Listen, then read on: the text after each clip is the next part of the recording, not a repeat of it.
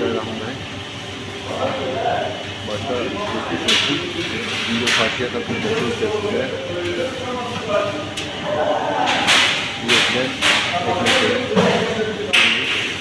15.000 civarı olması hedefleniyor. 3 vazgeç şeklinde çalışılacak inşallah.